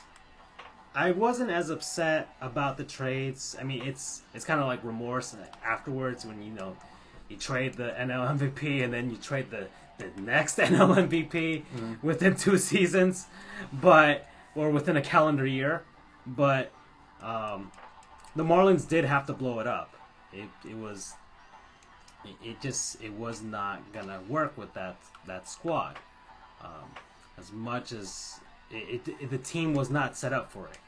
It would have taken a ton of money, which I don't know how, if you had even richer ownership, would have been able to do that. If Stephen Ross owned the Miami Marlins, even he, I don't think, would have spent the money to turn that thing around, because you still did not have depth in the minor league system. Okay? Mm-hmm. You need to tank to do that sort of stuff. So who'd you pick? Willie McCovey? Mm-hmm. And the kid. You want Ken Griffey Jr. and Willie McCovey. I will pick, I guess I'll be the American League. I'm definitely not going to pick Marlins great Derek Jeter. But, sorry, Jeets. I love what you're doing to the ballpark, but nope. Young Carlos Beltran in KC. We've got, you've got the monsters in the NL. You've got Mark McGwire and Sammy Sosa and Ken Griffey Jr. when you move to the Reds. Who was in the American League at this point? I know. See, in Cleveland right now, who's no longer using Chief Wahoo, BT Dubs. Trying to switch.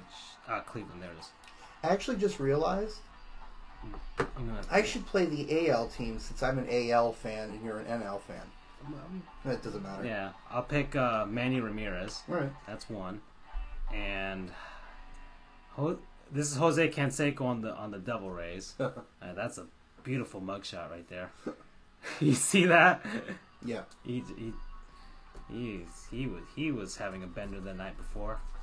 That photo was taken. Let's see, Texas Rangers. Nope.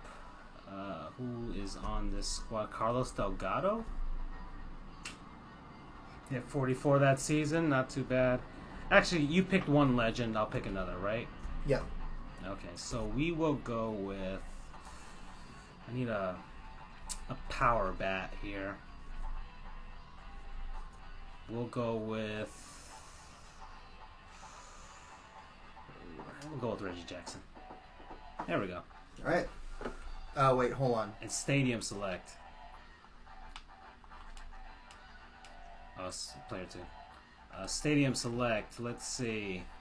All right, we've got some old ballparks here. Turner Field, it surprisingly, is an old ballpark now. Unbelievable. Unbelievable. What? The Chase Field now. Right. Rogers Center now. Those are still in play. I still call it the Sky Dome. Yeah. Ballpark in Arlington, which will soon be an old stadium. Unbelievable. Got Tropicana Field, which is still in play. Safeco. It'll eventually. One day they'll move out. No longer Safeco Field. I think it's. Oh, they changed the name? Yeah, the naming rights ended. Oh, gosh, that's gonna be hard to not mess up. Yeah, even though it's not a good corporate name, but you just got used to it. Ooh, reports are that it's going to be T-Mobile. Been to the Trop before. It sucks. It has a special place in my heart for me because A, it's my favorite team's home stadium, and B, it's where I went to my first major league game, and C, it has air conditioning. Other than that, it's not a great ballpark. I haven't been to the. I have not made a trip to the Trop. I've always said that I'll go see a Citrus Series, them against the Marlins. Old Stadium. I'm gonna go back. Coliseum. I'm gonna go Metrodome. up to the top and see how many of these are old stadiums now. That's Angel Stadium still. Oriole Park, Fenway. That's still in play. But it's now called Guaranteed Rate Park, which is a terrible, terrible sponsor name. Now called Progressive Field, which is also not great. It's not. It's just generic. It feels. Hey, Flemicon, welcome back. Yeah, it's just too generic. I know. Jacobs Field is. I mean, it sounds like a ballpark. Right. Okay. Comerica Park. I mean, that's the name it's always been called, so I'm just kind of used to it now. There are some stadiums like Coors Field where even though it's technically a sponsored stadium, it it's works. Colorado. But not even that. It like Busch Stadium, it works. But technically, Busch Stadium is not a corporate name; it's a family name. Right. Even though it's Progressive Field for the Indians is ironic. Well, they did get rid of Chief Wahoo. That is true. So they're getting there. They are getting there. Okay, what else we got? Kauffman Stadium still there, still KC.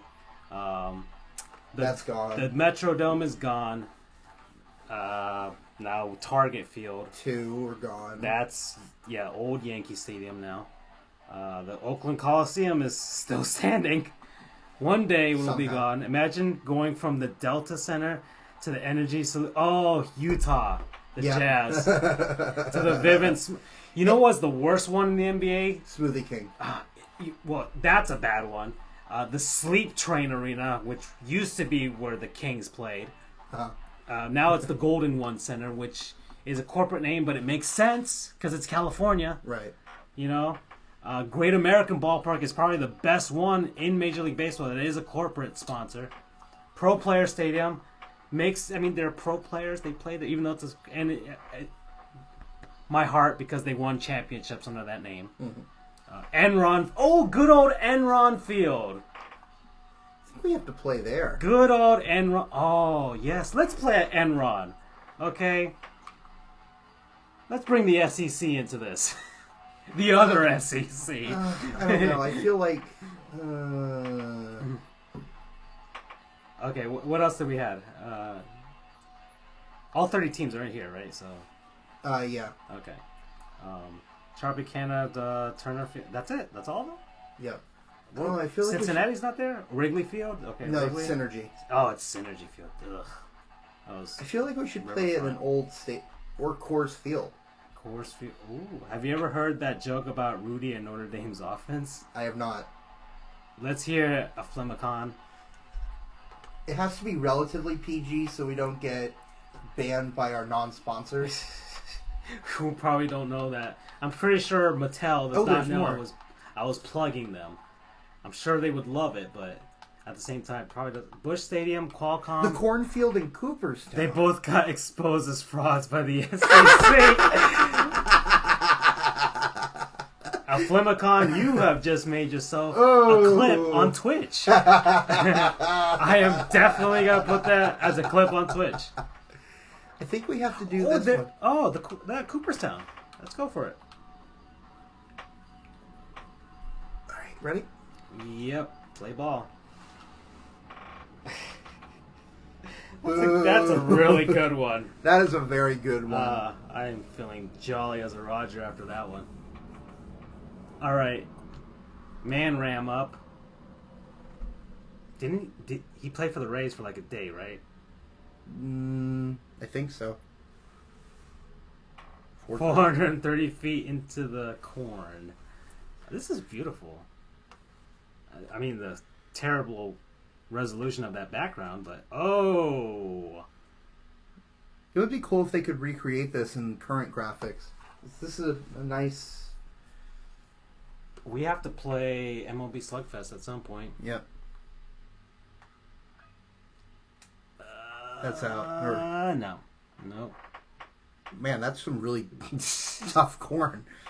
You do not want to run into that wall. That's down the line. There's no foul poles, I think. I think they're just literally light poles in the middle of the field. That's another one down the line. I got it. Nice. All right, so 420 feet. Okay. Nice. All right. So what are you doing this Thanksgiving, Andrew? What are you up to this Thanksgiving? It's iron corn. Cal Ripken created it. And is it consumed by iron horses? Oh, I got it. I got a lot of that one. I think. Oh, I thought I did. 439. I'm trying to hit a 500 footer right now. I'm not sure if you will. I should have picked if I had Mark McGwire or something, probably. What am I doing this Thanksgiving? Dog sitting some of my friends' dogs who are out of town. Okay. And I think that's out. No. Yeah. Well, out is an out, not out. Oh, okay.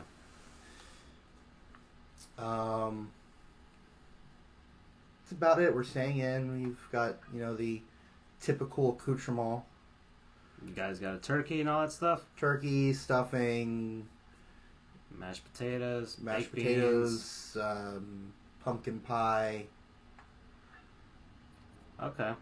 Nothing out of the ordinary? No.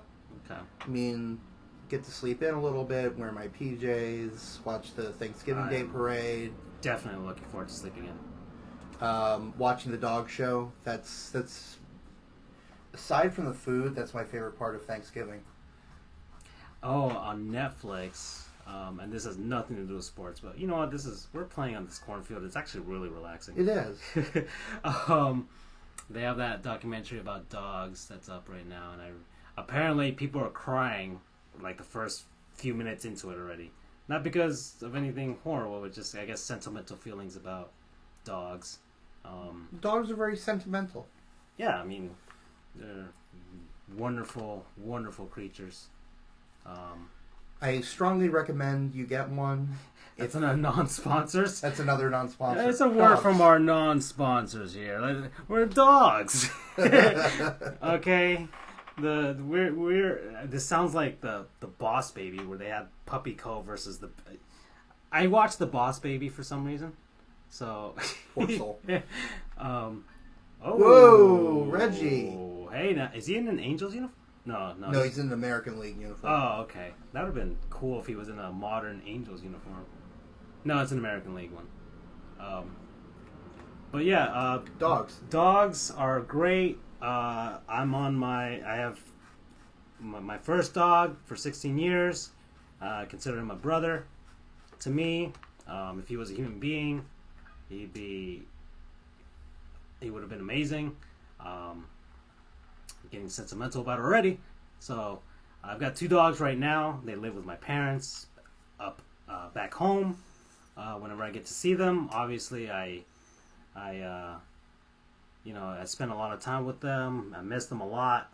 I always ask about them when I call my parents.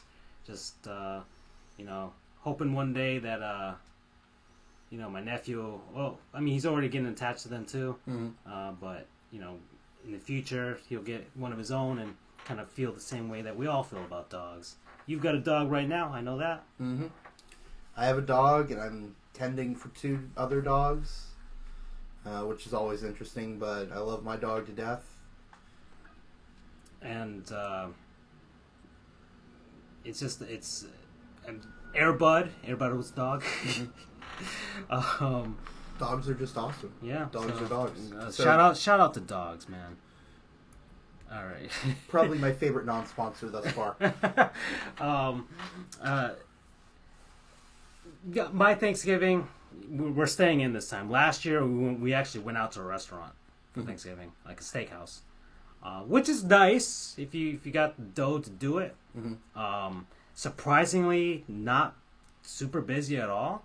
It was actually really relaxing. Really? Yeah. Most people stay in, and they actually stayed open. They had the turkey and all that stuff, and it was, cooked by a chef and all that, and everything. I mean, you can't, you're trading in, obviously you have to pay, but you're trading in all the hassle of preparing the food for just sitting down and relaxing and knowing that you're going to get your money's worth. And we did. But this year, we're just going to do the traditional thing, stay in, probably watch the dog show, watch the parade, watch some football. I know I'll probably be playing some Hot Wheels with my nephew. Call back to our sponsors earlier this day. We kind of add some Latin stuff to it,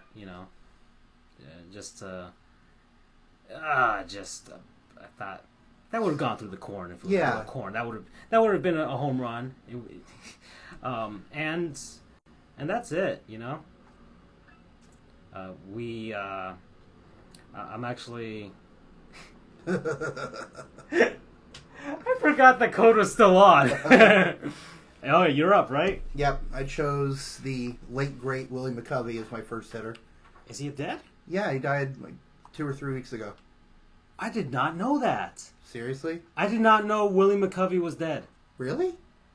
At all. Jeez. He died this year? Yeah, look it up. Oh my goodness gracious. Like I am... Oh boy. I am... Oh. No, I'm for real. I'm surprised. I thought he was still alive. Giants great Willie McCovey. Famous... the McCovey Cove now. Mm-hmm. The splashdown. Okay. So, is this why you picked him? Yeah. Oh, I thought it was just random. Like, oh, Willie McCovey, he's a power hitter. But, okay. Halloween, he died.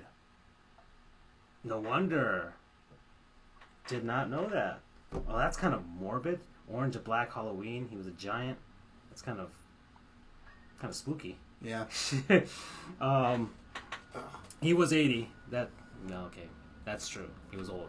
Willie Mays is still alive, right? I'm pretty sure. Okay. I don't want to lose all of them just yet. Okay. Oh. Let me run through the scores here. We've got some stuff happening in sports ball today. Speaking of the sea urinating trees, latest video on that quarterback? Yep. Nathan Peterman. Yeah, there you go. Basically a whole breakdown of his career and why he's struggling now. That's actually pretty insightful.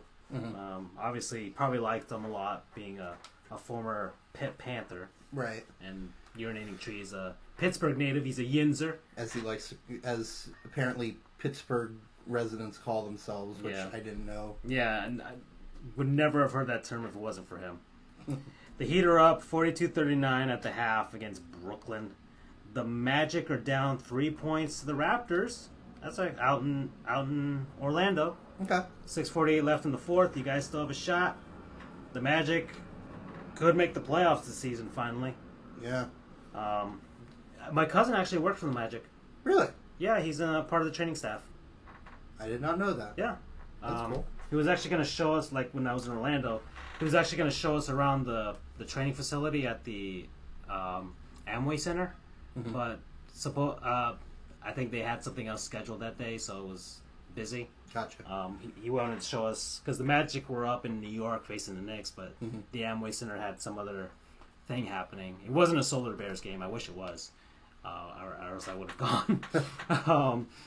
On that note, UCF's club hockey team, they've started an agreement with the Amway Center where they play one game a year at the Amway Center. Yeah.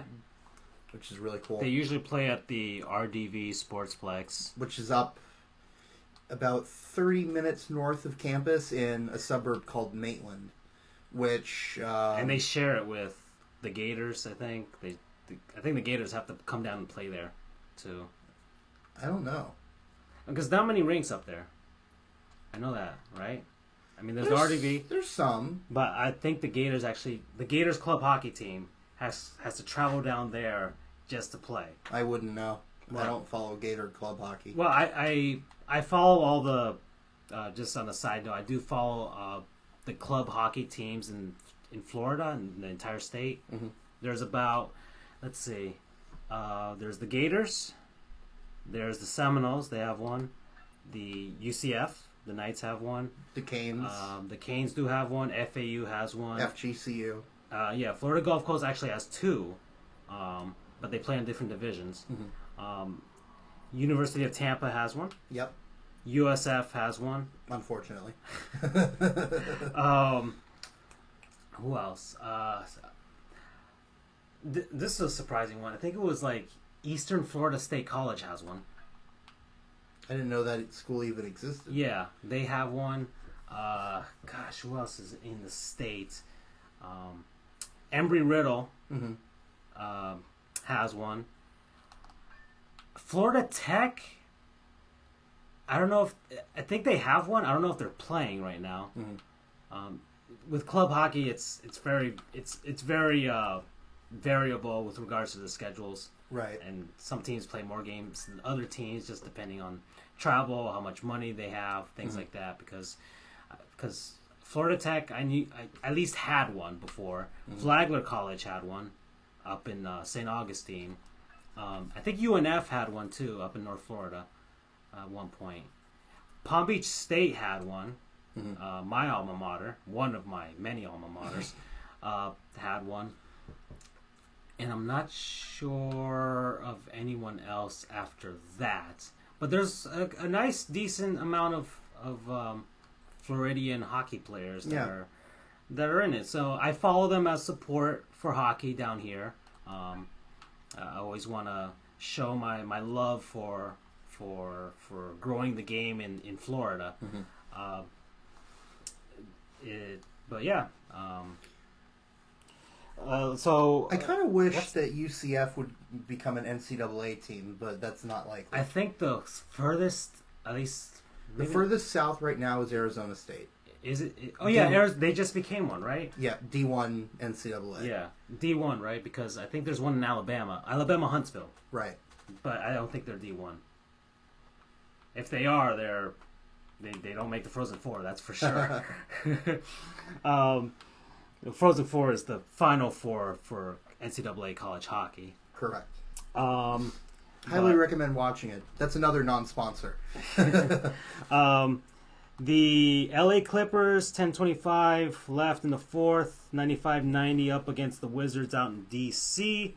The New York Knicks are actually winning a game, 75-65, 7:15 left in the third in Madison Square Garden. The Zion Williamson and Duke Blue Devils up 41-33 at the half against Auburn. TCU Horned Frogs 30-29 at the half against the Lipscomb Lipscomb. There you go.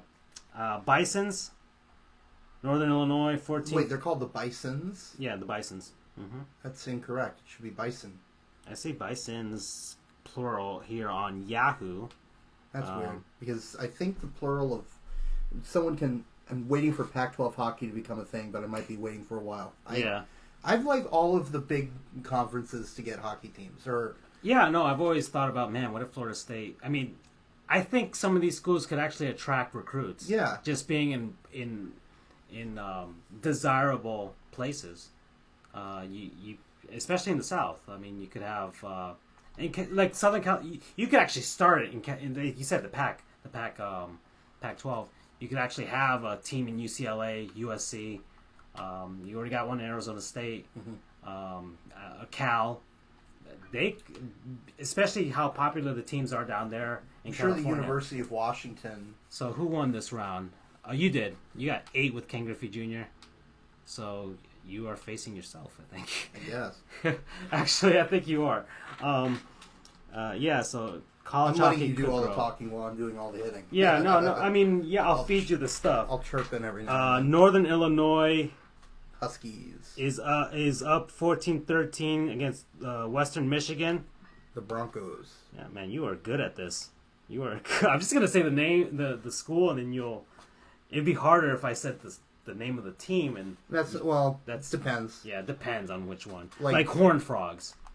That's obviously TCU, Yeah, but there you go. You've got Boise State and Western Michigan Broncos just in Okay. FBS. Okay, so 14-13, Western Michigan has the ball, 3rd and 8 on their 37, 9:07 left in the third. You have James Madison. You don't know that. This is a fun game. I know their colors are purple and gold, Yep. and I think their logo is of crown. Well, I mean, on Yahoo, it just has their initials, but sure. Well, look it up for me. James Madison. I want to say it's like Dukes or something. Yes! You got it! Man. Okay. Hey man, I run Reddit college football's trivia every week. Okay, so I would be disappointed if I didn't. that's fine. This is get a at good least test. some of these. Okay, Citadel. Very super common college. It's the Bulldogs. There you go. James Madison's up 74-73 at 4:07 left. Overtime, actually, in college basketball. Basketball. Written by the guys who made South Park. It says basketball? No, basketball was written by those guys. I was wondering why you mentioned baseball. Oh, no, I was just being stupid. Oh, okay. Okay, Ball State Cardinals. tied 21-21 with Miami, Ohio's. Redhawks. There you go. They used to be they may have been the Redskins or a Native American. Native name. American. There was a huge Matt and Trey. There you go. Matt and Trey Parker. Matt Stone. Matt Trey Stone, Parker. Trey Parker. Yep. They are not related. Yeah.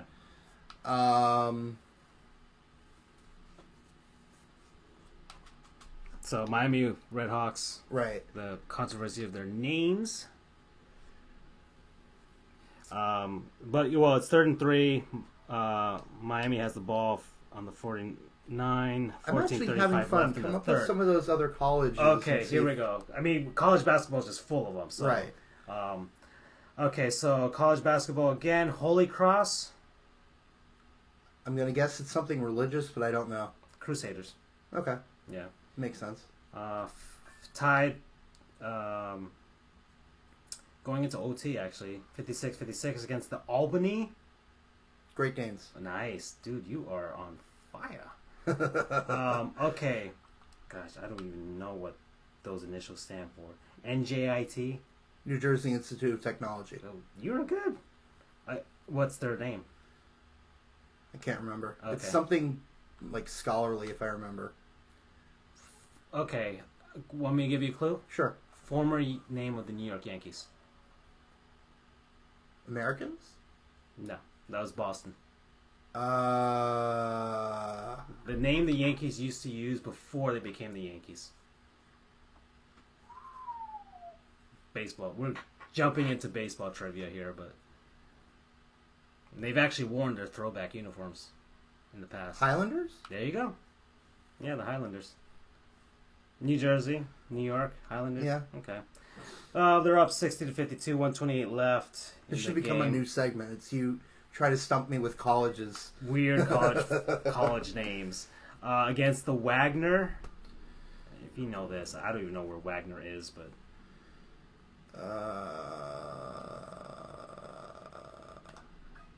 I feel like it's a dog of some kind. No, it's a bird. What is it? Seahawks. Okay. Yep. Kaiser University just started a football team, and they're the Seahawks. Yeah. Actually, Kaiser was on West Palm Beach. I think it used to be called Northwood University. Really? This campus that was in West Palm Beach, Northwood University. Mm-hmm. But then it became a Kaiser, and they actually have they do have sports there, because it's an actual campus with like dorms and stuff. Arkansas Pine Bluff. UAPB. Scrolling by on the screen, so I pulled up their campus on Google Earth, and I'm looking at it now. Okay, yeah, it's on our sports crawl. Pine Bluff is the Lions, I believe. Their logo is definitely a lion. Oh, because it's actually in the shape of a lion, but it's Right. actually the initials of the I beat myself. Willie McCovey. Rest in peace, dude. I did not know that you died, but Golden Lions. just to let you know, we are honoring you. You have won the 2001 Home Run Derby. I'm just honoring everybody today. Yeah. Got Willie McCovey his home run derby win, and I got Adrian Beltre a home run and a game win. All right, so I think we can end this now. We just hit the 2-hour mark, so This is actually, I did perfect timing with beating myself in the home run derby. So, once again, we actually just want to mention this at the end. There was on YouTube, there was a super chat for the South Florida Hunger Coalition. They work with about 75 different hunger agencies. And not just South Florida, which is usually considered Miami-Dade, Broward, and Palm Beach counties. They actually go up into like Martin County, St. Lucie County, very deep into the state, that they help with hunger initiatives, just feeding people. And obviously Thanksgiving is coming up, so I thought it would be a perfect charity or a nonprofit organization to plug. I actually linked the post to their Twitter profile, their Facebook profile. So look for anything like that to help people this holiday season, to feed some people out in the United States and the world, yeah. Or donate money, or donate food. And it doesn't necessarily need to be to the South Florida Coalition. I mean, that's the one closest to us. Yeah, but there's Meals on Wheels, there's Feeding America, different ones. help someone out this holiday season. And I know we're kind of taking a turn away from our usual lightheartedness, but it's holiday season isn't just about friends and family. It's about helping people And out. it's actually something I want to do for each podcast that we do. Plug some different organization. I like find some that we care about. I know you have a lot of initiatives that you care about. So, but thanks everyone for joining us. We will see if we have another one next Tuesday or next Wednesday. We're trying to keep that the days that we do this. Yeah. Thank you to people who watched us last week. Once again, we had our best episode last week in terms of viewership, so we're actually growing, so that's great. To Freddie and Aflimicon, who are the only people I know were watching us because you commented. Yeah, so Thank you for swinging on by. Yep. Please tell your friends about us. We enjoy doing this every week just for ourselves because it's fun seeing baseball players swim through the air.